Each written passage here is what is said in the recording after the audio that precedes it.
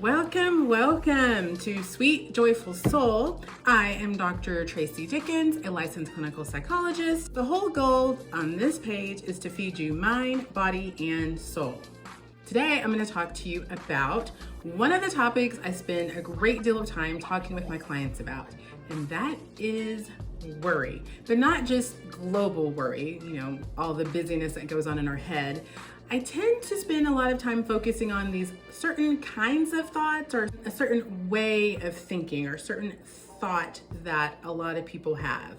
And that thought is the infamous what if. So today, I'm gonna give you 5 tips to get you out of that rabbit hole. You know the what if I'm talking about, right? Like your boss says, hey, Sally, I need for you to do a presentation at the next meeting. And you're like, oh my gosh, what if I mess up? What if I make a mistake? What if my what if my zipper's down? What if I have broccoli in my teeth? Or, that what if, that what if. And this is not the what if that often comes when we have trauma or significant loss. That's more along the lines of, what if I would have not gone there? What if I would have not said that? Or what if we would have gone to the hospital sooner? Or what if I would have woke up earlier and that would have not happened? That's a separate kind of what if, and I am going to cover that in a future video. But today I'm talking about the what if that we usually think about when we're predicting our future and the possible horrors that await us. And while I'm talking with you about that, because it's fall, I thought, we could really use some cinnamon pancakes and a lovely spice apple compote. Wait a minute, compote? Is that right? I thought that compost. I'm not putting compost on these pancakes. This sounds like compost.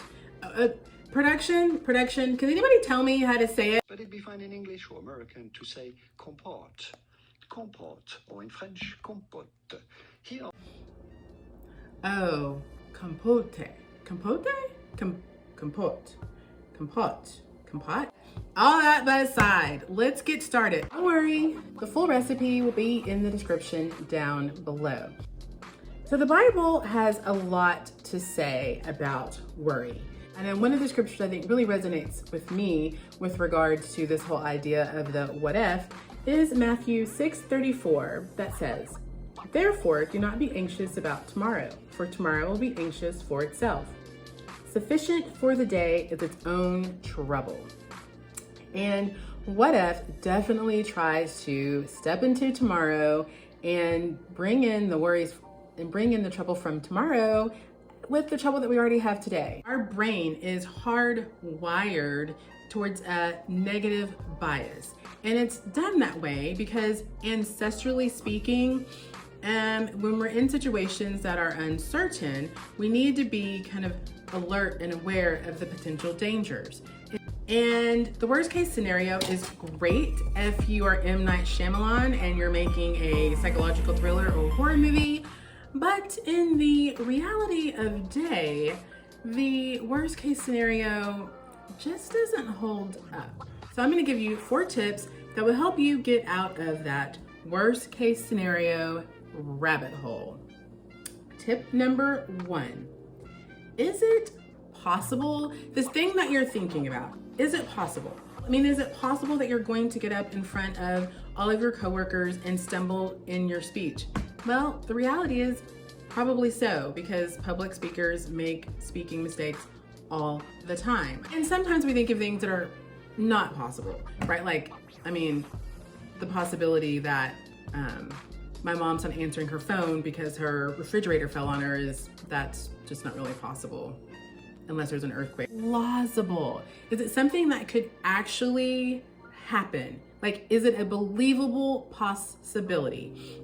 Yes, you could get up and you could stumble over words and say something embarrassing or say the wrong word or do the wrong thing. Absolutely, all of that is possible. But is it plausible that your coworkers are going to boo and shout and ridicule you and all of them are gonna laugh at you and throw stuff at you and just humiliate you? That's not likely to happen. This brings me to the next thing. You make the mistake and all your coworkers are laughing at you and then boom, that's it. There's no more film footage in your mind. It just stops. And I want you to think about this for a second. If you went to a movie, like a psychological thriller, and you have that scene where the main person, they hear a noise downstairs and, you know, they don't turn on the lights, they just walk around the house in the dark and they grab, you know, a toothbrush or whatever stupid device that they're gonna beat somebody with, and they walk down the stairs and they're getting closer to the figure that's in the house, and then right as the person turns around, the credits roll. What would you do?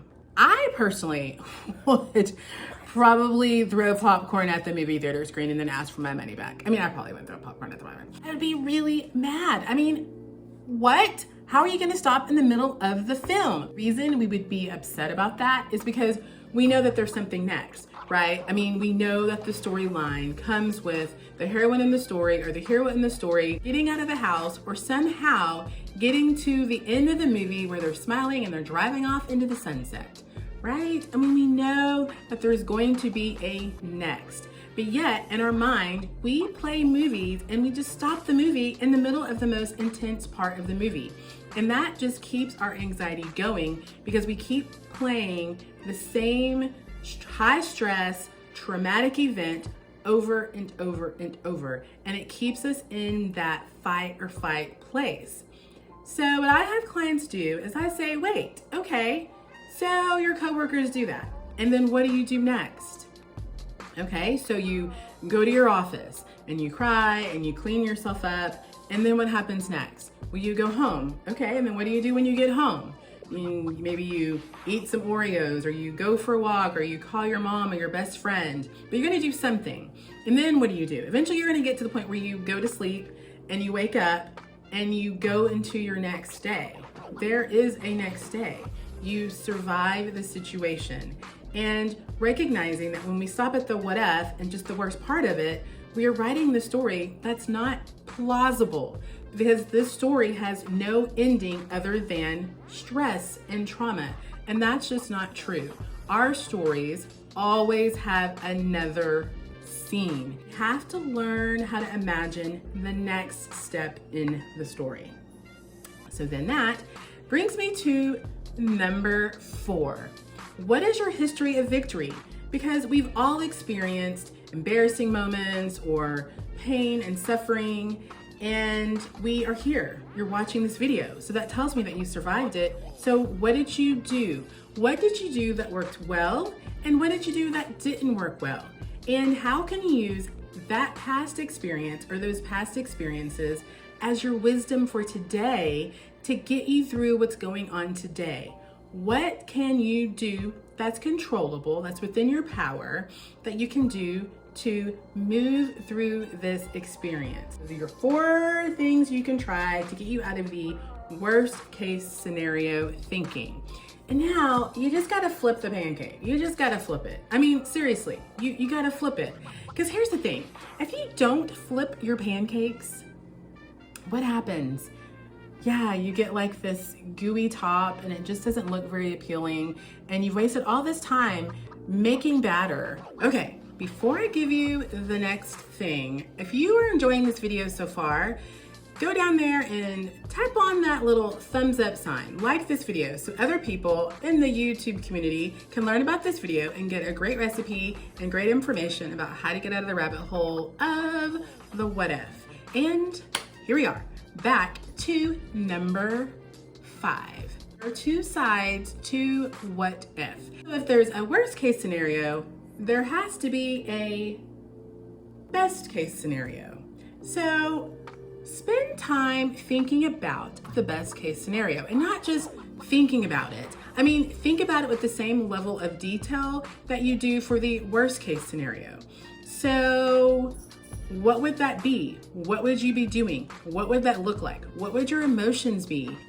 And once you get that in your mind, what are the things that you can do that would increase the likelihood of a best case scenario outcome? And if you can't prevent the worst case scenario, is there something you can do that can minimize the damage, or might just be changing your perspective? The reality is, it's going to be a mixture of both when it's all said and done. And I think that's a balanced thing, because when you have those experiences that do bring up the emotion and really make us think and really lean into God or lean into friends and family or find a new way, a new skill to get us through that season, well, that's where we build resilience and strength and we learn what we're really made of. And that best case scenario, those elements help us that God is in that. God gives us the grace to get through it. He gives us what we need to take the step into the next scene. Well, there you are, your 5 tips to get you unstuck from what if. I hope that information was helpful to you. If it was, comment down below and like this video and subscribe.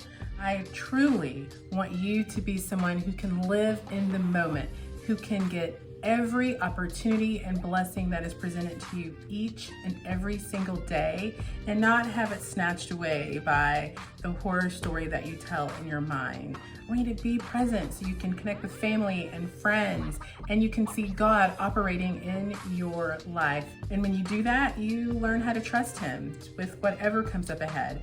And you learn how to trust yourself because you recognize that no matter what happens, that you can face it and succeed. And during the talk, I made these gorgeous fluffy pancakes. Look at them, aren't they gorgeous? I know, right? It just says fall. I mean, it's amazing. I mean, just look. I wish I had smell-o-vision so you could smell them. They smell quite lovely. And of course, you know, the true test is, do they taste good? Of course they're gonna taste good, but let's give it a try.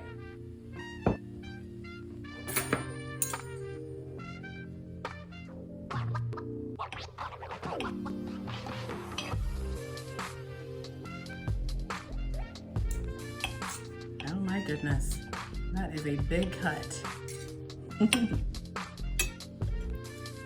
Okay, let's get everything. I'm gonna get all of it. Strawberries, the nuts, the walnuts. Look at that. Look. See?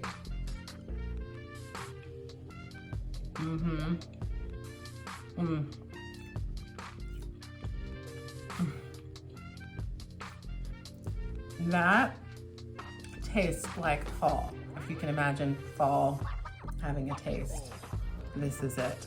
I really hope you make these pancakes.